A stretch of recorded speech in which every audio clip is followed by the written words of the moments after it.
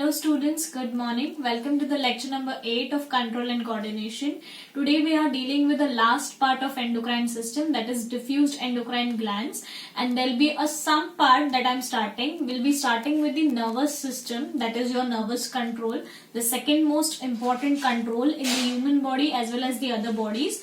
So today in this lecture, nervous system will be with respect to the smaller organisms, that is your planaria, and the other one that we are dealing with is basically hydra. So this both the things, the three topics that I'll be dealing today. Please let me know if any doubts you're having. Let's begin with the lecture. Okay, so very first gland is basically placenta.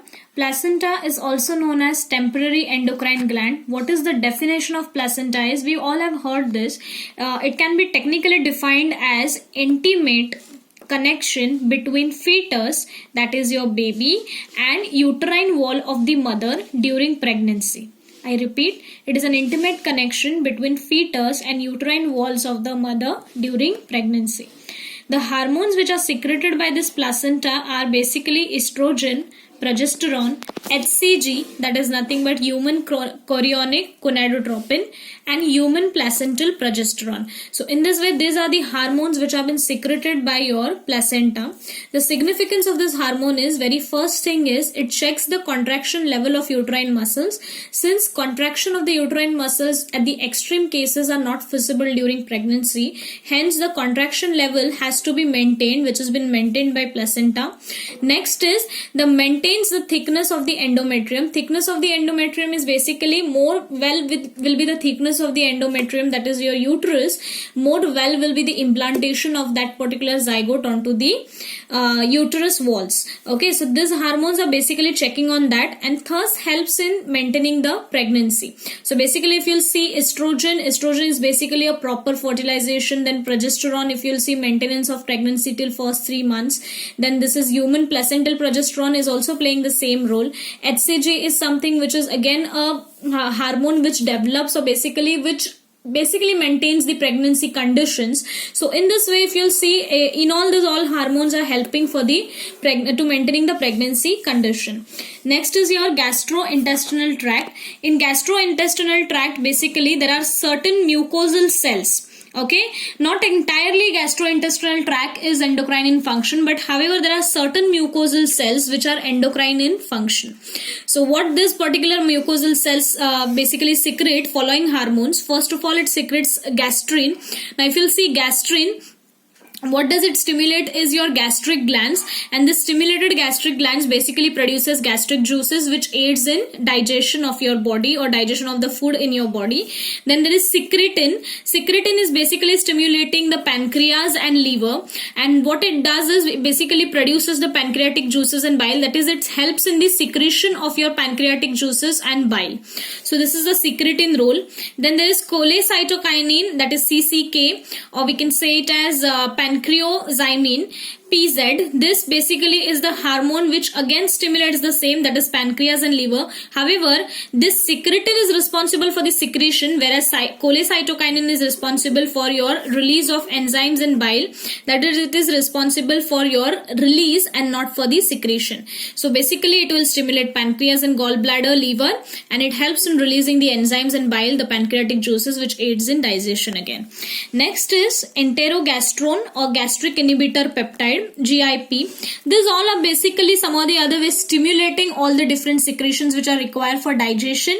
However, this enterogastrone or gastric inhibitory peptide is basically responsible for inhibiting the secretion of gastric juices. It shows the gastric contraction, whereas it inhibits the secretion of the gastric juices, thereby stop the digestion. Like it basically, we can say it as it maintains or it controls over or regulates your digestion process by inhibiting all of the secretions which is not more needed. As per the need, it has been regulated. Next diffuse gland is basically kidney.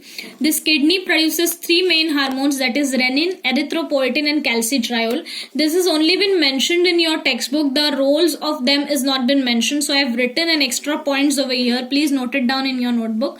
Very first is renin. Renin is secreted by juxtaglomerular kidney cells. These are basically a package, or we can say it as it's a part in your kidney, and the cells of this particular part is basically secreting your renin.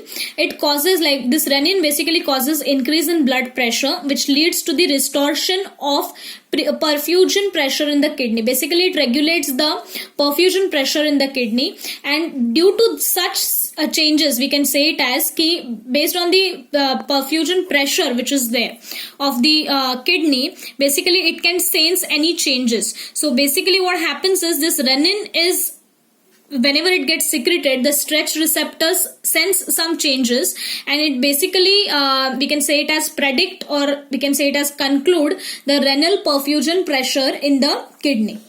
Next is erythropoietin. Erythropoietin is again secreted by the kidney cells. What it does, it promotes the formation of RBC, that is red blood cells, in the bone marrow, and this erythropoietin basically sensitizes the kidney cells towards low oxygen level in the blood. So basically, this particular erythropoietin is sensitizing, or we can say it as key, it is signaling kidneys that whenever there will be low oxygen level in the blood, it will be the signal given to the kidney by this erythropoietin secretion. Next is calcitriol. Calcitriol is basically known as bioactive vitamin D. It is a type of steroid hormone, and it regulates the serum calcium levels, and as well as by increasing the absorption of calcium in the GI tract, that is your gastrointestinal tract. So calcitriol is a very common vitamin D, bioactive vitamin D, which is naturally present in your body, which gets secreted. It is a steroid hormone. It regulates your calcium level by increasing the absorption of calcium in the GI tract. So this was all about your diffused glands. Students, till now we have completed with the entire endocrine or chemical coordination or chemical control in your body. Now we are starting with the nervous coordination or nervous control in your body. Very first thing that we'll be dealing with is your lower organisms. There are two main lower organisms which have been mentioned over here. If you'll see, one is your hydra. Okay, one is your hydra and the other one is your planaria. So both of them I'll be discussing in detail with you all today. So let's begin with your hydra part first of all. Now, if you'll see hydra, we know that we have done animal kingdom chapter last year. So hydra is something which belongs to the phylum, or we can say it as a group known as Cnidaria. It shows basically diffused nervous system, or we can say it as it shows basically the simplest nervous system in the organism so far. So Cnidaria is the first group which shows the simple nervous system. Now this nervous system consists of nervous system of hydra, or say Cnidaria phylum, containing the one organisms which belong to the Cnidaria group. Such organisms' nervous system consists of your sensory cells and the nerve cells, or we can say it as neuron, along with certain fibers. Basically, they do not have any sensory organs, neither they do have any particular impulse generation or motor nerves or sensory nerves as if we have in our human body. But there are certain normal sensory cells and the neuron cells which they have. This is the structure of the hydra which has been seen. If you see the blue color structure that I have drawn randomly over here, it is a kind of mesh. It is known as nerve net. What is the meaning of nerve net is the nerve cells basically. One cell is connected to the another cell in our body also with the help of the gap which is known as synapse. So such combination of nerve cells and synapse is forming your nerve net. This nerve cells is basically scattered throughout their body, and they are interconnected via each other with the help of synapse. Okay, so in this way, in the entire body there is nerve net which is present. However, on the body walls, if you'll see, there are certain sensory cells. Okay, even their tentacles has a sensory cells. So because of that, they can sense all the different changes which is occurring in the environment, which is favorable, which is not favorable, has been tackled, or we can say it as sensed by the sensory cells. Okay, now hydra consists of two nerve nets. Always remember, I told you what is the meaning of nerve nets. So now there are two nerve nets. What is the two nerve nets made up of, or where are they present? One is connected to the epidermis. We all know what is the meaning of epidermis. It is a skin part, the lowermost, or we can say it as the first skin part portion. Tissue is basically a epidermal region. So one nerve net is connected to the epidermal region, and the second one is connected to the gastrodermis. Gastrodermis is the innermost part, epidermis is the outermost part. So if you'll see, these two nerve nets are present, which is regulating basically the nervous control in the hydra. And next is hydra do not have any sensory organ, as I stated earlier. Sensory organ has not been present in hydra. However, activation of the sensory cells occurs at any point. So significance of this activation is basically various voluntary movements that they do, such as catching of prey, during feeding, etc. So this is how your nervous system is of Hydra. So if you'll see, first of all, it belongs to Cnidaria, shows a diffused nervous system. All the other organisms which belong to the Cnidarial group, they show mostly simple nervous system. Their nervous system consists of sensory cells, nerve cells with some fibers. If you'll consider an Hydra, it mostly has a nerve net. There are two categories or two types, or we can say it as the two nerve nets which are present in the Hydra body. One is connected to the epidermis, the other one is connected to the gastrodermis. The nerve net is composed of your nerve cell and a synapse. Nerve cells are basically scattered throughout the body and they are interconnected via synapse. The body wall and the other tentacles are made up of your sensory cells, which sense different changes or favorable and unfavorable changes in the environment, and thereby help them to make up different movements such as catching out the prey. So in this way, we can say it as this is the nervous system of Hydra. The next topic that we have to deal is nervous system in Planaria, that is a flatworm. Now, if you'll see, Planaria is a very common organism. We have done it, if you can recollect, we have done it in the regeneration part. What is a regeneration? If you'll see this body of Planaria, if I'll cut it down over here, so this exterior part, the exterior part can develop the anterior one, the anterior one can develop the exterior one. So in this way, this is basically responsible for the regeneration. This regeneration is one of the greatest example which has been seen in your Planaria. So Planaria is considered under the flatworm. The phylum which is considered under the Planaria is Platyhelminthes. Now this Platyhelminthes is a very important phylum of flatworms. It is most primitive animals, like the one which is like we can say it as one which is coming under this phylum. Most of them have central nervous system which is located on the ventral side of the body. Ventral, you all understand what is the meaning of ventral, dorsal. Dorsal is the back one, the ventral is the front one. So the ventral side of the body is basically something which is having your central nervous system located. Now the nervous system consists of what? There are two systems, as I told. There is one is CNS, the other one is peripheral nervous system, PNS. So first we'll deal with what is CNS consisting of. If you'll see CNS, the CNS is basically consisting of your mass of cerebral or cephalic ganglion. Now this cerebral or cephalic ganglion are nothing but the inverted U-shaped brain. Okay. Now from each of the ganglion, if you'll see this ganglion, from each of them, there are 9 branches that arises. Okay. Now this 9 branches which is coming out towards outside, which are coming, they are from anterior side, that is from the upper part they are coming out.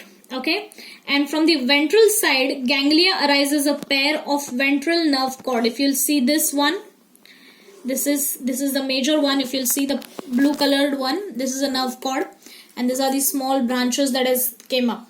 Okay, and then in between this there is this brain which is present. There are sockets for the eye and the transverse nerves in between which are present, and this is your basically the brain. Okay, so in this way there is a division of central nervous system. Now coming to peripheral nervous system. Peripheral nervous system, if you'll see of Planaria, it consists of basically the sensory cells which are arranged on the lateral cord in the body. And most of the like the greatest example of the sensory cells is nothing but the photosensory structures, pair of photosensory structures, or we can say there's a pair of photosensory cells which are present, which is responsible for basically the vision that has been given by your Planaria. So in this way, in today's lecture, we have dealt with the two nervous systems of Hydra and Planaria. Please take the screenshot of this. I want you all to write this in your reference notes. We have also done the Planaria structure. Take a screenshot of this as well.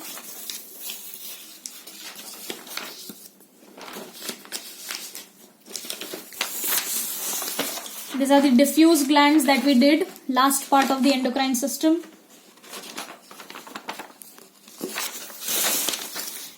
Some half of it.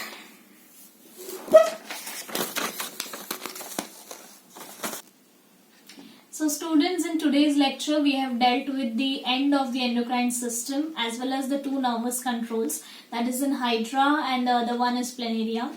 Please go through the lecture. Let me know if any doubts you all are having. Get your reference notes ready. Whatever screenshot we have given today in this lecture also, I want you all to write and submit it to me. Thank you so much for listening me out.